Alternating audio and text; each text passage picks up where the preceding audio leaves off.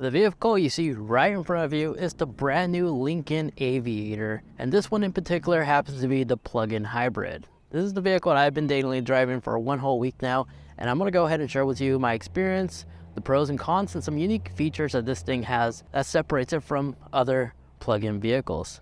Let's go ahead and get started. So a way you can easily tell if an Aviator is a plug-in version by looking at the Aviator logo that's on the sides. If it's blue, it's the plug-in version, especially when you see this right underneath. That's the port you'll be using to charge this. Now this is the best of both worlds because you really don't experience the range anxiety like a true EV vehicle would be, because you still have access to your regular gasoline cap right here, which actually is remotely locked. So you need to actually open it from the inside driver's seat to open up the gas cap. And it does indeed support easy fuel. Now, according to Ford, the Aviator will run on regular gas with an octane rating as low as 87. However, for premium performance, Lincoln does recommend that you fill up your tank with 91 octane or higher. Now, even though this is a 3-row SUV, the power that it has is pretty impressive, as this version actually has close to 500 horsepower and 630 pound-foot of torque. This is all thanks to the fact that it is still using a 3.0 liter V6 twin turbo, and is comboed with the EV motor that gives it more horsepower than the non-plug-in version.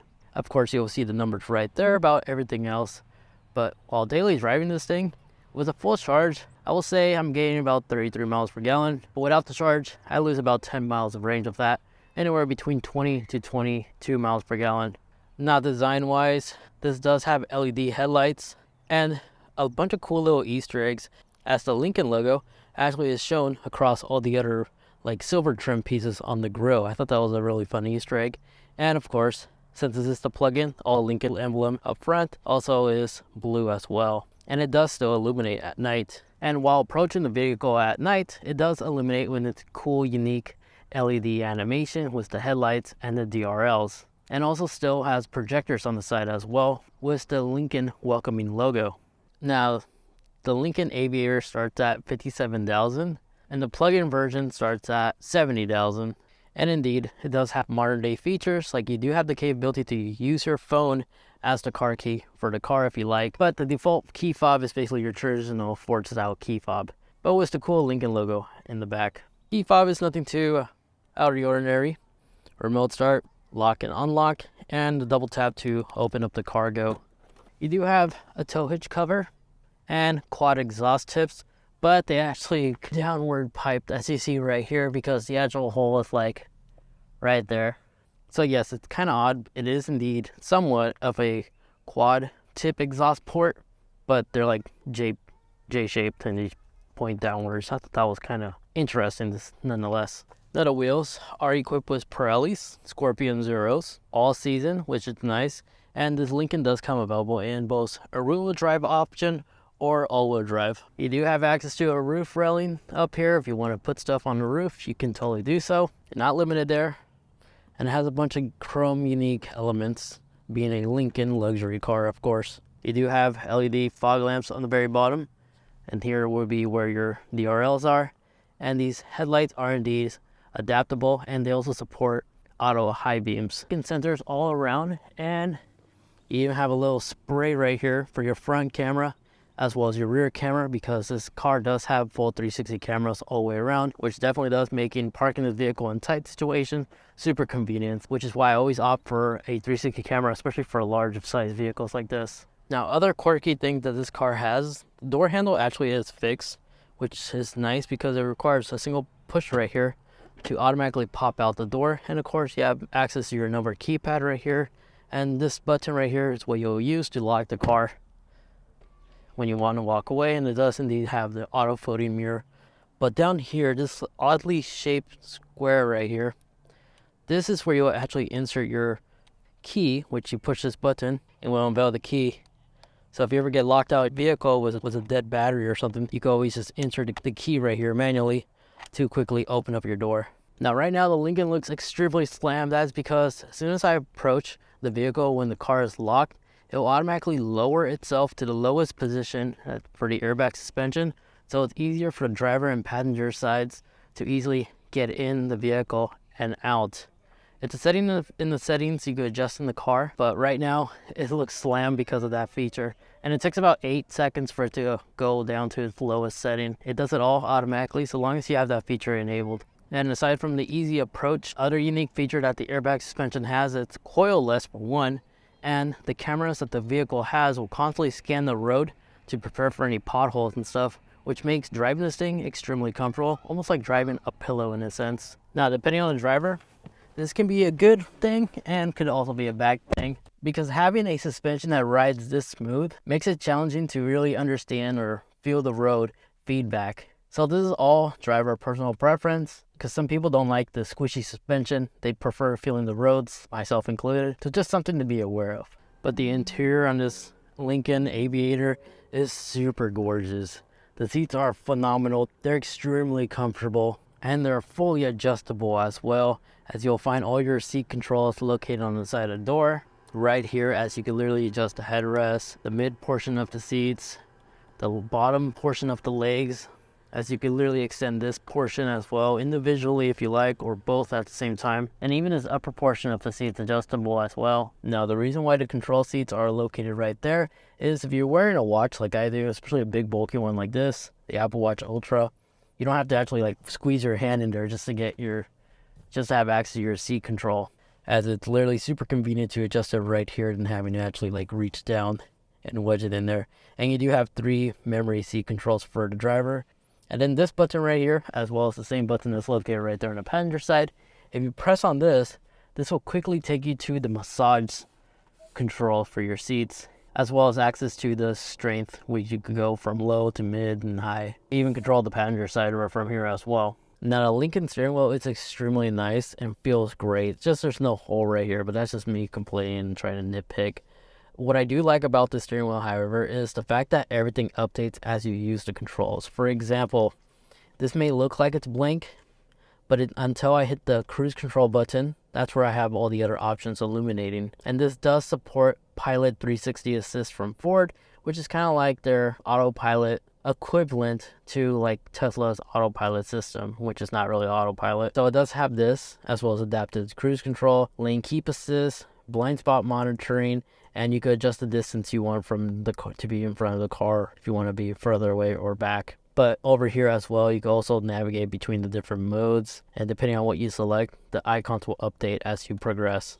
And then you also have the hands-free voice assistant control right here on this top portion of the steering wheel. I thought it was kind of unusual. I don't even notice it, but there is. Typically on normal vehicles, would be placed down here with all the other buttons, but Lincoln moved it over here for some reason. It works out though. I'm not complaining. Now, the shift columns are pretty cool. They have their own unique design look. And this button right here allows you to actually adjust the rear wiper on the rear window, which it actually does have. And it's tucked underneath the rear spoiler. And then this button right here on the opposite side is what you'll use to activate or turn off lane keep assist. And it does indeed have a heads-up display. Now, the center console is pretty unique, as it has plenty of storage. Cup holders are right here. A little gap right here for pennies, and you have another gap right here for your phone, and you do have a USB-A and a USB-C port. Here's where you'll find your parking e-brake, as well as your mode selector, which you have many modes to choose from. You have normal, which is your standard typical one. There's conserve, which is basically your eco-friendly mode. Excite, which is basically all throttle, your sport mode. And then you have preserve, which is basically your full EV mode. And then you also have 3 elements for weather, deep conditions like deep snow and such, and slippery for like wet terrain, rainy streets. It does have heated and ventilated front and driver's seat. The rear passengers also have this. You got your heated steering wheel. You could lock the rear child radio controls in the back, which I'll cover more in a little bit. Your volume knob, and then your gear selector right here, which kind of feels like a piano every time I'm like using this. And you do have your on-demand 360 camera support right here, as well as your parking assist right here, which this car does have. It's currently on the Parking Assist 2.0, where the car itself can easily park itself if you really need to. Now, this does have a 14-speaker 3D audio system, and the surround sounds in this thing is Really good. And then on the steering wheel, you do have paddle shifters, which this is a 10-speed automatic transmission that's linked to this twin turbo V6. Now this car does have Apple CarPlay and Android Auto, just wired, unfortunately, not wired, at least for my unit. I'm unable to use the wireless CarPlay functionality, but it does have unique features. Since we are in a plug-in version, you can actually access the power flow, which will show you whenever you're switching between hybrid, fully electric, or gas mode. It continues to update right here, and it does have the auto air refresh. But if we go into settings and tap into vehicle, there's a lot of vehicle custom settings you could adjust to your own personal preference. But my most favorite one is easy exit / entry. So here you could allow the seats to automatically adjust to recline, so it's easier to get in and out. But I prefer leaving this off and keeping the cargo load as well as the easy access height. This is when you approach the vehicle, I'll lower it to a lower setting so it's easy to get in and out. And then I have it so the cargo is slightly lower, so it makes it easier to load groceries and stuff in the back. Then the door handles are indeed electric, which you use this button to pop open the door. But if whatever said reason your vehicle is dead and you want to have access to the physical latch, it's right down here. This is what you use to pull and override it. For the most part, everything else is basically standard. Your typical size glove box. A lot of storage right here for those big water bottles, as well as additional storage. My girlfriend likes to store her purse in that little gap right there. But there's a lot of storage even down here, as you see, through this section right here. And you do have access to the center armrest, which does have wireless charging. Wireless charging is located right here, but you have cubbies right here for loose change and bigger items right there. And yes, this car does have a full panoramic sunroof or moonroof, which you could open up the slider, the privacy slider, all the way if you wish. And if you like to open up the driver and passenger side, you can totally do so if you really need that extra wind. But headspace wise, I have a ton of headroom right here. If I was a wider person, I wouldn't have no issues fitting in here as well. It's super roomy. So with that said, let's go ahead and move into the rear seats. So on the back here, I have a lot of space, more space than I'm used to. The back seats are reclinable. You can also adjust the distance from the driver's side. I have the driver position, the setting that I left it, and I still have plenty of leg room right here, as well as additional storage right here. Big storage compartment locations right here on the side of the doors, as well as to lock or unlock the vehicle. Raise the windows, and additional speakers right here. The privacy screen is also available right here if you need it. Your light illuminators, which is common. But back here, you do have access to a display, which you can actually adjust the air quality right here if you wish. Monitor the climate, as you do have 2 vents back here, and you can also control the 3rd row from here as well, or link the 2. Both seats are heated and cooled, your rear passengers, and you also have USB-C with a USB-A port right here, and a full household outlet so you can actually work on your laptop if you really need to. This touchscreen back here is super responsive, and all the important settings are fully adjustable. And back to having I'm about 5'8", and I have a lot of headspace. You see right here, it literally feels like I'm sitting up front at times. And you do have your foldable armrest, but down here, this little storage compartment gives you access to additional storage for your rear passengers, which has another USB-C and a USB-A port. And I can actually control the panoramic sunroof from back here if I need to. So I have the controls right here. And you also have additional storage, as well as your 2 large size cup holders. It's really roomy. So this is a 3-row SUV. So I'm gonna go ahead and hop in from the back. I can either jump or push the little button right here. That'll automatically push the seat forward for me. So I'm actually in the back row right now. And RIP legs. There's very little leg room back here. You have to sit in the odd angle, so the only people that really sit back here are kids, 4 to 8 maybe. But I do have a lot of head space and arm room. It's just my legs are non-existent because this seat. But if I move it forward, I'm sure I could probably make it work, but sitting back here is not really comfortable nor ideal for adults. But I do have a cup holder as well as air vents on the side, and additional storage for like other things. And on the back right here, you do have a lot of cargo space. Sorry, I have my camera equipment and stuff here, but these rear seats are actually automatically foldable. So a single push will automatically fold the seats, as you see right here. And I already went ahead and took delivery and folded the captain mid seats as well. And to give you an idea, basically this is how much cargo space you have. The exact numbers are listed right there in the video. But here would be where you'll find the additional speakers, as well as the little grooving right here for a cargo privacy screen if you wish to install that. You have hooks, and in addition to that, if we move this out of the way, you also have access to this additional hidden compartment, which you can store stuff right here.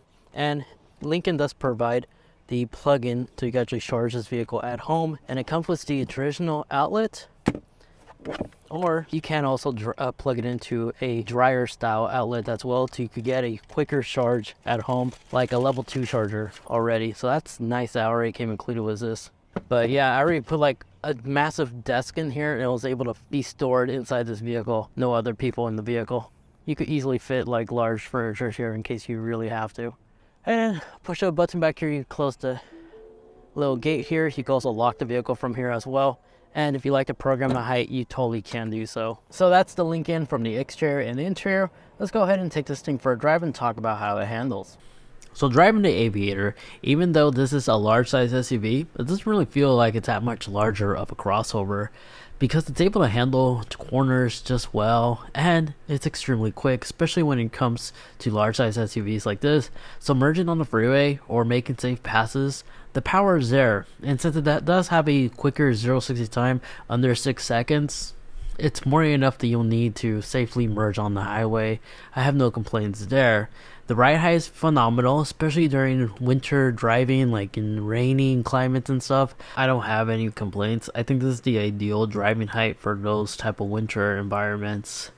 Now, in terms of roughness, this 10-speed transmission is somewhat rough. It's very similar to like a transmission, the 10-speed that's found on the Ford Raptor. So that transition from the EV hybrid drive to the gas combustion engine can be kind of rough at times. Just something I've noticed with all Ford vehicles. The Explorer also had this similar problem. So when you're driving this thing, it may get rough, but after driving this often, I think I got the hang of it where I can actually control this more and can actually predict how the vehicle is going to behave. And we're down to 0, but we still have half a tank.